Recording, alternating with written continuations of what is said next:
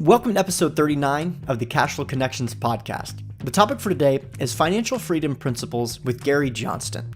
Now, as you know, there are many skills that are going to help you succeed in real estate. I think most people know that market analysis, due diligence, and underwriting, these are all necessary things you need to do, but one of the most important yet often overlooked skills is the ability to understand money in a way that allows you to see the big picture, plan for the future, and execute on that plan.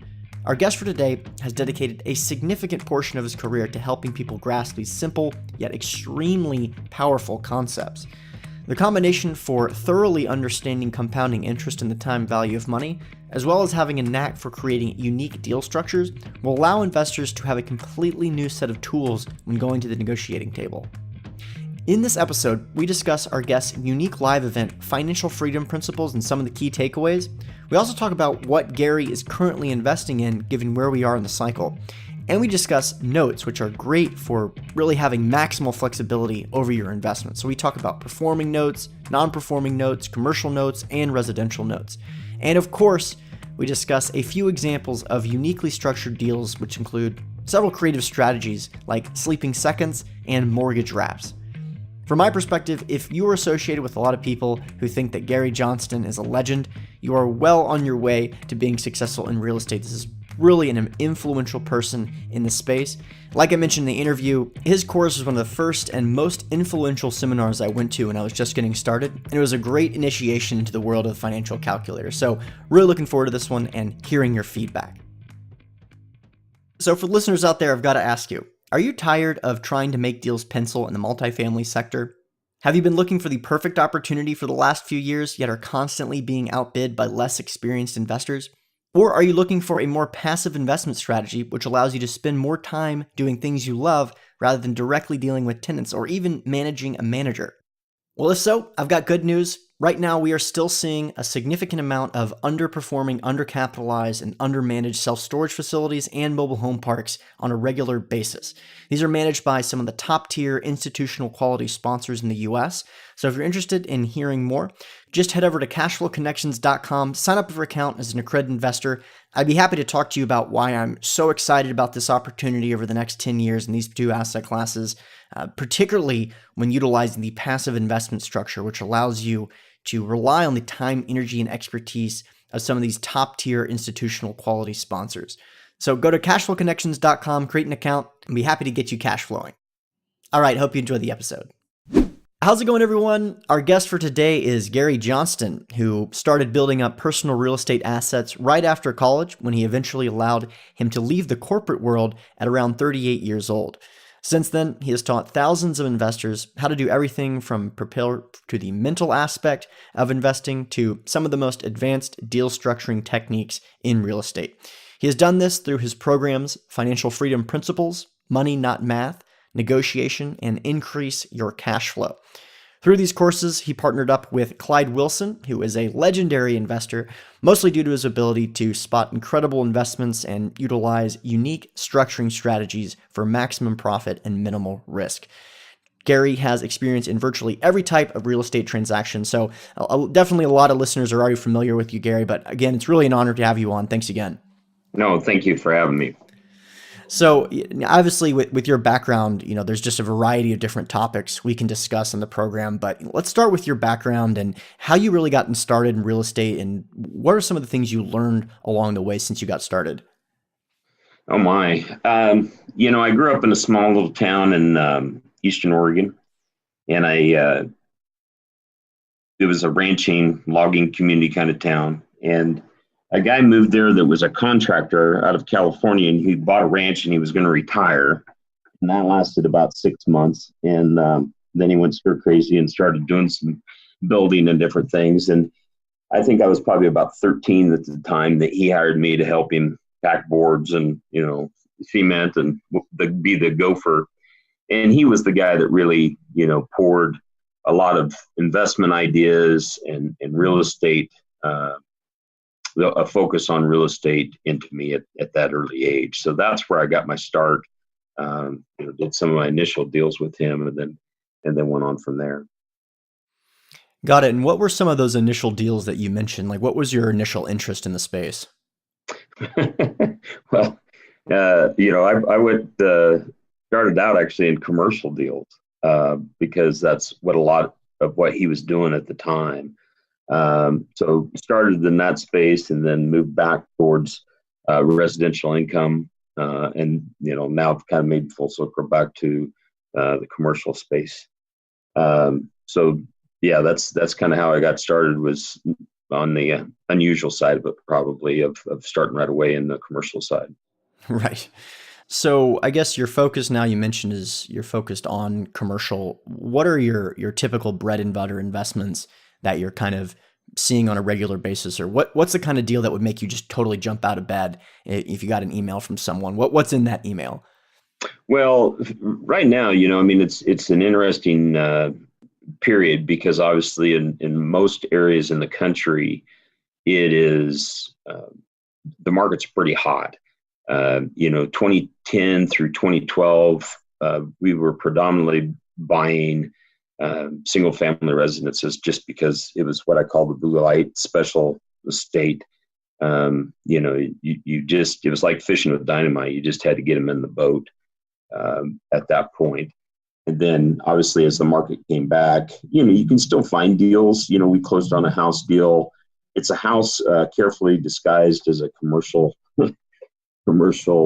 play in December. So, you can still find a deal. It's just they're not as readily available.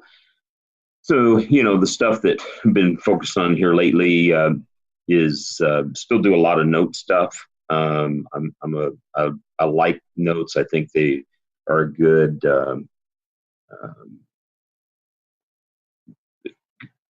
They flow together well with real estate, I guess is what I'm trying to search words for. But in the commercial space, just trying to find stuff that is, kind of out of the center. Obviously, cap rates are low in a lot of spaces. So, even just say generally commercial is not deal finding, but there's stuff out there working on a bankruptcy piece of property that we think we're going to do really well with.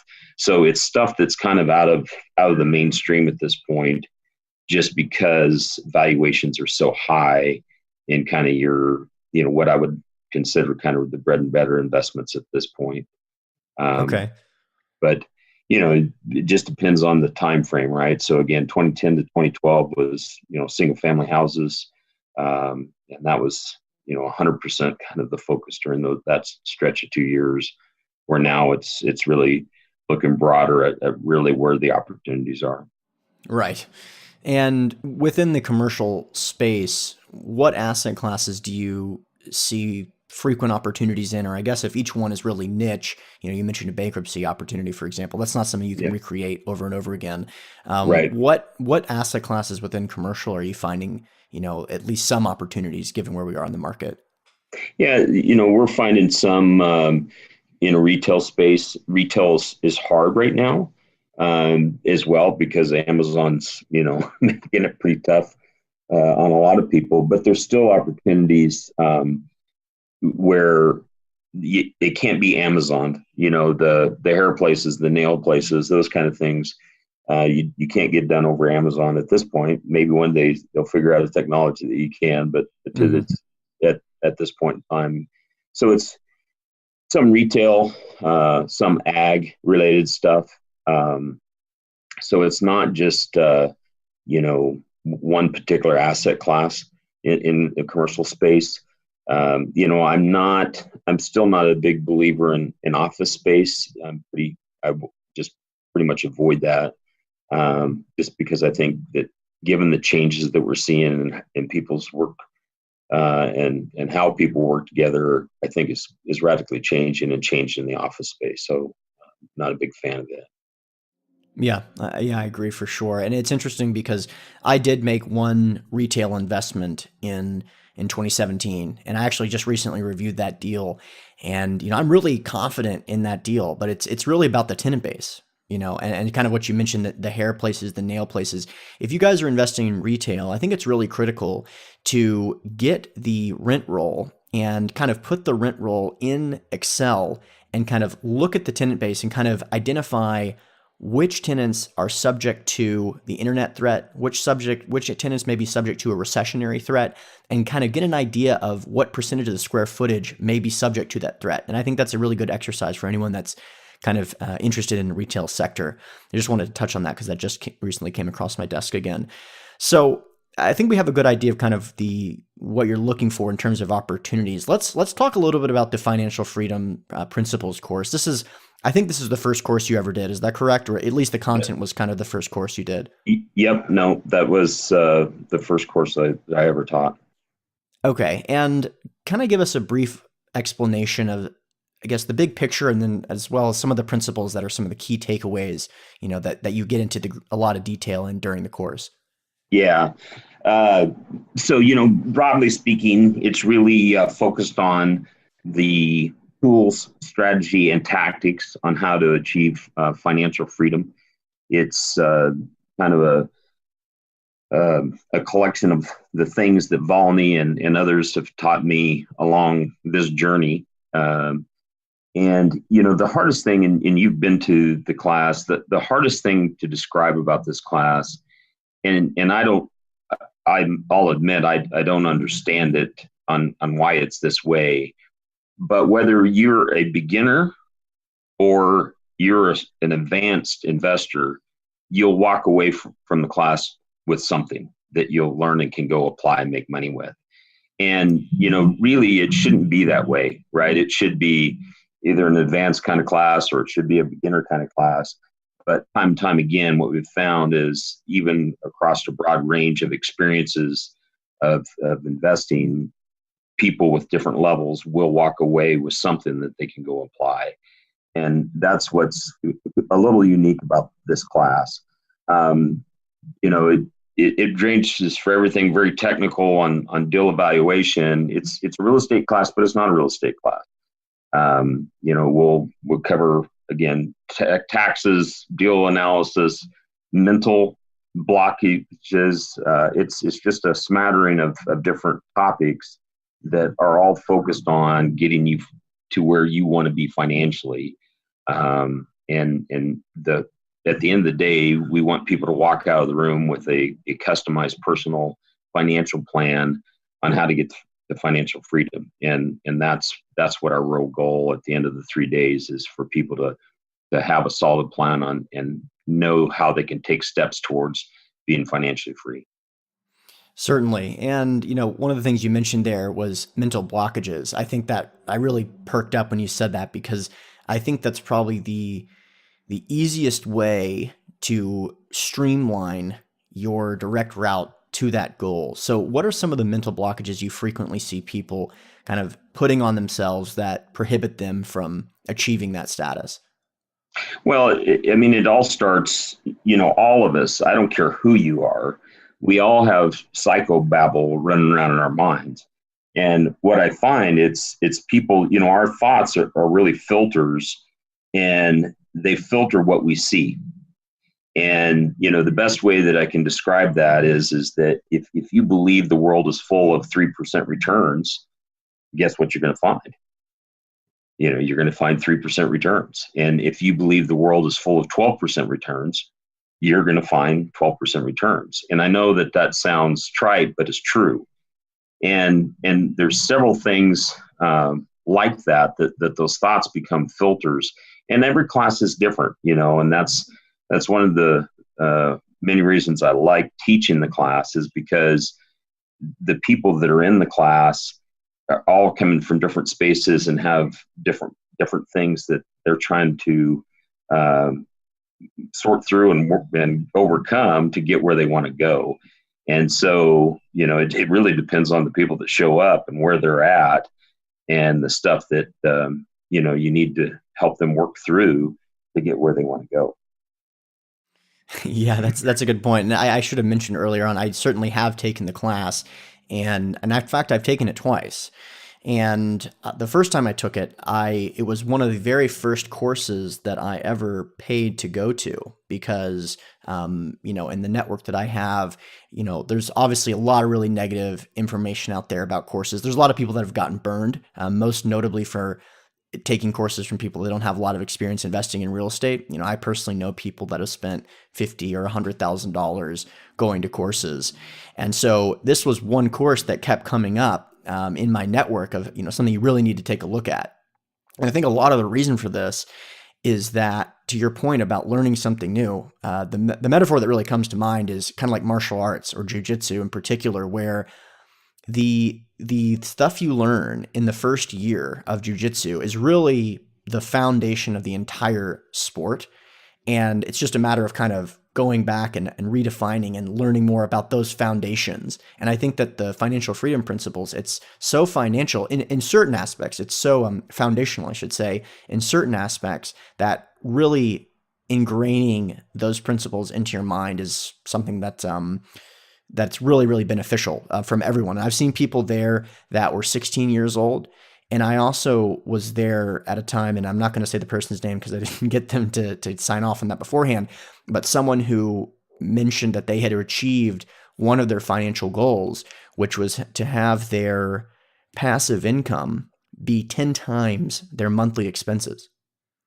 So that'll kind of give you a range of what's kind of going on at these courses, which is just incredible. So let's talk a little bit about some of these principles. What are some of the principles you kind of cover in this course? Well, I mean, again, there's a lot of to pluck them out individually is going to be hard because people go, oh, well, that's all there is there. It's Right. not right. It's this weave. One of the tools that we teach people on the first day, which we expanded in another class that you talked about, the Money Not Math, is the financial calculator. I really believe that if you're going to be in this investing game, you really need to learn how to run a financial calculator. And it's not a calculator class by any means, but it's just one of the many tools that I think people need to be equipped with if they're going to be investing in seeking financial freedom. So, we spend a little time on giving people some basic knowledge, working knowledge of it. And then use it through the weekend to highlight key fundamental approaches, if you will, to the investing. And so, and even there, right, people have their own psychobabble going on with that. I mean, that's why the full calculator course we call Money Not Math, and people, we run a lot of people that will come to class and they say, well, I don't like math. And it's like, well, do you like money? And the answer is always yes. I haven't had one person say no yet. I'm sure that's coming. And even there, right? So I'm going to segue there. Sorry, I'm going to go into the ditch on you. It's amazing. Some people say, well, I could care less about money. And, that in itself is a lie. Now, obviously, money can become something that is overcoming for people and just becomes so focused it takes over their world. And that's not what anybody wants, right? I mean, the money is just a tool to really live life the way you want to live it and experience the things you want to experience. It's not about the money. It's about the freedom to do the things that you want to do and that you enjoy doing. And so even, with the math or the money, it's people get hung up. Well, I'm not very good at math. Well, it's not about the math. It's about the money. And the reality is it's not about the money. It's about the freedom to do the things you want to do. And so even, during the time that we're doing, teaching a little bit of the financial calculator so people can use that through the weekend, you're dealing with all kinds of mental blockages, even with something as simple as that. And so, that's why it's hard to say, well, okay, well, here's the things that you'll learn, because, the biggest thing that you learn is all the psychobabble that you have in yourself, and then really getting some tools that will help you get focused on investing and getting to where you want to go. Certainly. And I believe that you guys typically have that Money Not Math course. Is that during a 3-day weekend typically, or is that just the one that I went and saw? Yeah, so we used to teach that class. It was a 3-day class, and it's funny how all these classes got started. I always have a story behind them, but the Money Not Math we had somebody that was in the seminar business that said, well, nobody would ever come to a calculator seminar. And so Clyde and I looked together and said, well, we need to do one of those then. So, I put together the course, and really what it is, it's going really deep and really broad with the financial calculator, but it's not about the functionality of the calculator. It's then how do you use that functionality to structure deals differently to make more money or to make money kind of deal. And so that's the class, and it was 3 days. And so we decided to have it in Vegas because if nobody showed up, we could at least go to the craps table. Well, about 50 sick and twisted people showed up, and so we did the class. And after the class, one of the participants came up and said, "That was great. When are you going to do it again?" And I thought, "You got to be kidding me!" So we taught that one for probably 5 or 6 years. And then it's on DVD, so we don't teach it live anymore, but it can be purchased, in a DVD format so that you can back up and go forward again, kind of deal. It just, kind of ran its life for us, but that was that class on, really a broad and deep understanding of the financial calculator, and again, how to use that to structure better deals. Certainly, and I actually didn't know that course was only available on DVD now. So I actually went and saw that one as well. And it's interesting. I can't remember if it's Labor Day weekend or what, but to go to Vegas for Labor Day weekend and spend your time basically touching the same 6 buttons on a 10B2 financial calculator is definitely a moment every investor listening to this should have. So whether it's on the DVD or not, it's definitely something fascinating. So, Clyde Wilson, to say that he's a legend in the space is kind of an understatement. I mentioned him briefly during the introduction, but give us a little bit of background about Clyde and how you eventually teamed up with him in the first place. Yeah, so Clyde is, a character with a capital C for sure. And, if you ever spotted him somewhere, you would think that, they let him out of the nursing home for the day kind of deal. He is very unassuming, didn't graduate from high school. So, I think he's a real testament that, anybody can do this. And it's, about being persistent and being willing to try and take risks and learn. And so he started out, in the service. He was a Marine and got out and worked for a guy for a little bit, and then started his own fruit and vegetable kind of business selling in LA. And went to the produce market in LA every morning and really honed his negotiation skills. And then he started investing in real estate. And he got to the point where the real estate was doing, more for him than his business. So he sold his business and focused on real estate. I met Clyde. Actually, I met Clyde and 2 of my other closest friends at a seminar. I'd gone to the seminar. I didn't know anybody there. They were standing by the pool after class. And so I walked up to them and asked if I could join their conversation. And so they said graciously yes. And so he went to he dragged me into the hotel lobby and started making me run the financial calculator. And he just couldn't believe that a young kid from Idaho would know how to run the financial calculator. So for about 3 hours, I finally told him I had to go to bed. But that's the person at Clyde. And he has been a tremendous mentor for me. He, like you said, he's done about every deal possible, and he sees things that, most people don't see, and thinks about things that most people don't see. So he's been a real blessing in my life. Certainly. So I do have a couple more questions. I know we kind of started out with, what kind of deals you invest in, and I'm really interested to hear your perspective. So for some of the listeners maybe that aren't so familiar with your work, I know that you've done a lot of really uniquely structured deals, and part of, a lot of the content you talk about is deals that really took an extra step or two to kind of facilitate or in order to transact. So Can you give us an idea of, one interesting opportunity that really took some creative, not only negotiation, but in terms of deal structuring in order to effectuate and make possible and make profitable? Yeah, so I think one of the things that we really like is own carry financing, and there's benefits for both sides, both for the buyer and the seller, and it's that piece of it that sometimes enables you to put a deal together. So one that comes to mind quickly is a deal where there was two notes. The seller, there was an existing note on the property. The seller was willing to carry back the balance of it, of his equity, and we created what's called a sleeping second. So the loan was there; it was a lien, valid recorded lien against the property, but the interest meter hadn't started, and no payments due until the first had been paid off. And so, a lot of times you'll run into deals where it's like, well, that's too expensive for the revenue that's there, the income that's there. So there's not a deal to be had here.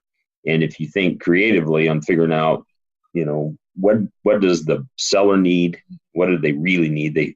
Everybody thinks they want the money. They don't want the money. It's like what we talked about earlier with the money. It's not about the money. It's about what you can do with the money that gets you what you want in life, kind of deal. And for most sellers, that's exactly the same thing. It's not the money they want something different. And if you can figure out a way to meet those needs and still create a deal that makes sense for you, then you have a winner. And so it's creative things like that, with usually on the financing side, that where you can really put deals together. And obviously there's a plethora of tools, from options, wrapping notes. There's all kinds of things you can do to structure a deal that can make sense. Now, not every deal is, sometimes I see investors, and I think we're all a little guilty of this, but there's some that really get hung up that they spend time on a deal, a significant amount of time on a quote unquote deal, and there's no deal to be had there. And they've got so much invested, both mentally and time wise, that they'll continue to pound on a round peg in a square hole and try to make it work. And sometimes you just got to move on. And so again, not every opportunity can be structured into a deal that makes sense, but there's a lot of times that they can. And so it's really, focusing on what the seller needs and utilizing the toolbox of tools to structure a deal that makes sense for everyone. You obviously mentioned notes several times, and obviously notes just provide incredible flexibility because it's really a private agreement between two parties. So you have you can do really whatever you want, and it really allows you to achieve everyone's goals kind of simultaneously. Are you also investing in, or have you previously invested in, non-performing real estate notes or non-performing commercial notes? The non-performing ones that I have purchased were all with the intent of that I wanted the property. So as a general, buying portfolio of notes that are non-performing, and then working those and working out, restructuring with the people that are paying on them, I have not done that. We have some students that, have gone through our course, learned about notes, continued to study and really fine tune that. There's a couple of guys that I have in mind that, that's their full-time business now, is buying notes and, packages of non-performing notes and working those out. So, it's definitely an opportunity that exists out there. It's just not a space that I've, played a bunch in. Again, the ones that I purchased were all about, I wanted the property. What do you think about the current state of the mobile home park business, given the changes that have taken place over the last 2 or 3 years, let's say? Yeah. The mobile home parks are, an incredible opportunity. I mean, they really are, can be, I should say, cash machines, but it's like anything else, right? It's a space that there's a lot of people pursuing it, I should say, and they've really driven down cap rates. Um, and and then they haven't done their due diligence on the infrastructure. Sometimes people are buying these parks and didn't realize that they have to go in and replace all the water and sewer lines. So Right. it's Major red flag. yeah, exactly. So I it's definitely a hot topic for people. um, and they definitely are great opportunities if you can find the right one. Clyde and I, encourage people try to get city services. In fact, there was a park here in northern Idaho here 2 years ago, I guess, where the court ordered the owner to provide bottled water for all the folks because the well water wasn't good, kind of deal, right? So we're big believers in that city services are important with parks. The other thing that I always encourage people to be careful of is the cap rates on parks. A lot of times what you'll see is people have a bunch of park owned homes, and they cap that income from those park owned homes um, along with the rest of the park. And what I always encourage people to do is, if you're going to buy a park that has park-owned homes, separate the park and the homes. And so do your analysis and come up with a valuation that you like for the park, and then price the home separately. Because if not, you could end up paying $50,000 for a mobile home that's worth $5,000. And I see people a lot of times fall into that trap where it's an attractive cap rate, but the reality is it's not it's not an accurate valuation model, in my opinion. Yeah, I agree with that. In fact, I don't know that we've actually talked about that on the program, but it's definitely those should be considered liability. So when you're calculating cap rate on purchase, it should not include park owned homes, especially should not include park owned homes to the same extent that they're the tenant owned homes. So yeah, it's really good important. So if you're getting deals from either a broker or from a syndicator, make sure that you understand whether or not they're including the park owned homes in the calculation of the cap rate, because 11 cap can turn into a 9 cap really quickly, or 9 cap can turn into a 7 cap really quickly if, let's say, 20 or 30% of the homes are park owned homes, which is totally reasonable. Speaking of syndications, have you ever invested in a syndication or created a syndication for you're following your investors? I have not. No. Yeah, that's not really your model. Your model is much more active in sense of being hands on. Yep. That makes sense, and I also kind of makes sense given the fact that you really focus on unique opportunities that are difficult to recreate and scale. I think it's makes sense that you can't just have a Gary Johnston open fund just to fund whatever you add. Um, so let me ask you this. Mhm. What are your thoughts on the current state of the real estate market as a whole, and more importantly, what are you really looking forward to investing in the event that there is a significant correction? Well, I mean, again, I think the market's pretty hot. I don't see the super stupid stuff that we saw back in, '07, '08, '09 kind of deal. But yet, we still are back to where people can buy a home with zero down. It'll be interesting as rates have kind of ticked up here recently. I still think the rates are, you know, pretty good overall. So I think the cost of capital is going to be an interesting thing to watch and see its impact on the overall market. Um, Again, it's pretty hot, and so it'll be interesting to see if these prices can sustain. Now, if we do get into a correction mode, we would definitely be back into the big time buying mode. Uh, Forcing good quality single family houses in good neighborhoods, um, because that is an important part of our portfolio, and stuff that we really like. So I hope we get another shot. You hate to wish bad luck on people, but if we get another shot at that, that would be great. And if that does happen, yeah, we'll be pretty aggressive at buying that stuff back up again. When it comes to buying residential, is that something that you're buying and trying to renovate, rehab, or is that hold for cash flow or a combination of both? Yeah, no, it's all hold. I couldn't flip, with both hands firmly planted on the flip. That's just not my model. My model is strictly a cash flow model. Now, there's valuation things that you definitely want to look at. I mean, like when we had these houses, the income model obviously made sense, but we were buying houses that was cheaper than what you could develop the lot for at the current land prices and the current, there was plenty of people willing to do the work, and there was people were trying to get rid of the land left and right. We were buying houses for cheaper than you could buy the lots for.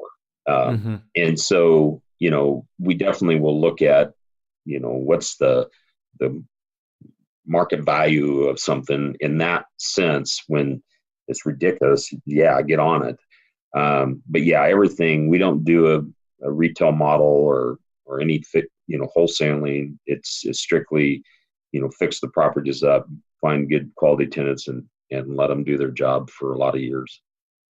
And is that something you're doing all over the country, generally speaking, or is that just in state, just within markets you're really familiar with? Yeah, no, I mean, we do invest in some other states, but I like closer to home. If I do go out of state, I like to know somebody in that market that knows what they're doing, and I trust them to help, influence on, yeah, this is a good area, this is not. Those are, um, you know, good prices or not. I don't know anybody in Detroit or Kansas City, so there's not a chance I'm going to go there. Um, and they may be great places to invest. I don't know. I haven't looked at them, but I'm not. I'm only going to go to markets where I know people that I trust, and they know what the market is.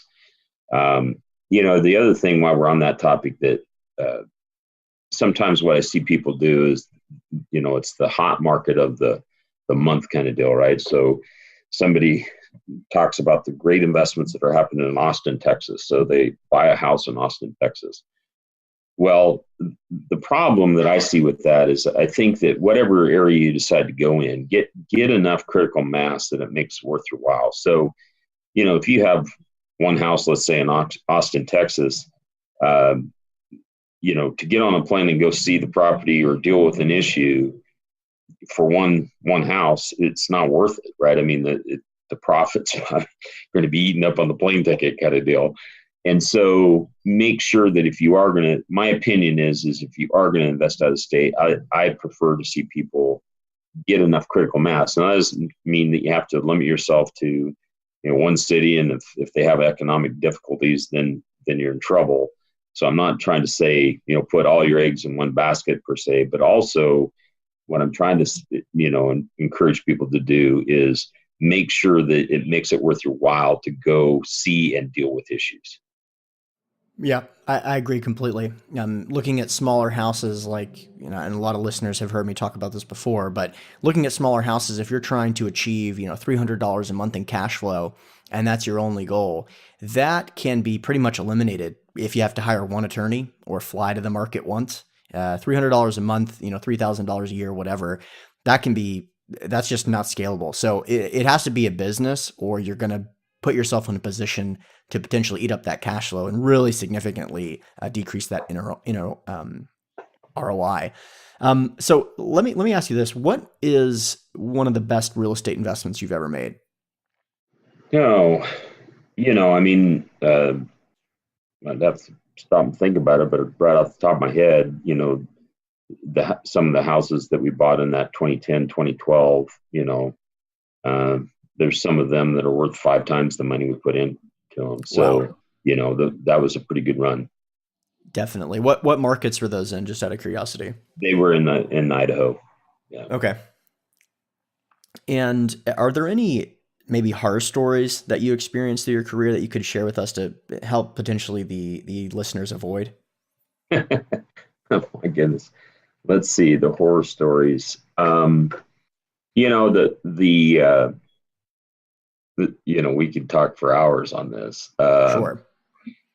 I'll first talk about a note one, and then I'll talk about a real estate example. So, a note one, a buddy and I, the property was really a nice development property. If my memory serves me right, it was like a property that was worth a couple $1,000,000, and we there had an existing loan on, and the guy was struggling, going to get foreclosed on, and he wanted to borrow some money to shore things up. And so we thought, well, this is great. So we put this small loan behind this monster loan, and then when it came time for us to assume that responsibility and start looking at make those monster payments, and of course the payments were about as big as what we put into the deal, suddenly that didn't look as good. And so, be careful about, if you're doing notes, be careful about lending small amount of money behind big money, and make sure that you really do a gut check on, are you really serious about it? Now, that was a boatload long time ago. So, you know, now if we had to do that over again today, I would still do that one, but I have a better internal analysis on, yep, I would make those payments, and obviously a little more financial capacity to make those. So be careful about putting small seconds or thirds or whatever behind big loan amounts, because again, it's kind of like what we talked about with, you got one little house in Austin, you're really not motivated to get on a plane and go see it, right? Where if you had 10, you'd go see them. And similar with that small note behind a big one. So be careful there. On the real estate side, I guess I'll go to one of the first mistakes that I made, and it has saved me time and time again. I am anal about ingress and egress. One of the first residential properties that I bought was a duplex, and the seller had another lot behind it that was zoned to do a duplex on. And I talked to the agent, and she pointed to this road that went back to this back lot, and said, here's where your road would go, blah blah blah. And so after I closed, found out, nope, there wasn't an easement on that road. And it was just novice, right? I mean, I didn't really understand some of the things that you should check out on a property at the time, obviously. And so we would have had to tear down one of the carports to get a road back there, right? So we finally, after a while, the market grew enough to recoup enough money that I could break even selling the lot and the duplex and recovering the money for both of them. And so I did that. But, years later, in fact, it was actually a mobile home park. When I went to do the due diligence on it, there wasn't legal egress and ingress. And when I talked to the city, they were like, oh, yeah, we've got sewer and water in there in that road. I said, well, then great. Can you, tell me where your legal right to do that is? Well, the owner of the ground didn't even understand that the neighbor didn't have legal ingress and egress. Everybody just assumed, but there was no legal right to it. Mm-hmm. And it was kind of funny at the time. So once I kind of alerted everybody to this fact, the guy that really did have the land that the road went over was trying to get something else to the city. So he was majorly using that as leverage to get his deal, his other deal done, because he had everybody by the short hairs. So, it's lessons like those that, it's the bottom line is, you're not going to learn how to swim through a book. Again, I encourage people to get, good education. There's lots of things you can read.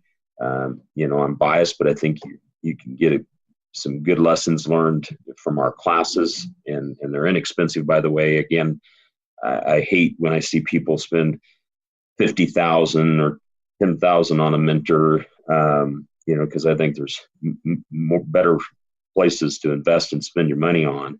So it doesn't have to be expensive, but get education and learn from other people's mistakes. But at some point, you got to get in the water, and you're not you're not going to learn how to be a property manager from a book, right? It's going to be 20 years of experience, and not 1 year repeated 28 times, but truly building on that experience. But every day you learn something new, right? And that's that would be one of the lessons I learned in real estate was ingress and egress. And so I've served that little duplex lot. Was, I thought at the time, an expensive lesson, but it wasn't. I mean, it was a great lesson that has saved me a pile of money over the years, because I'm very anal about ingress and egress issues since that time.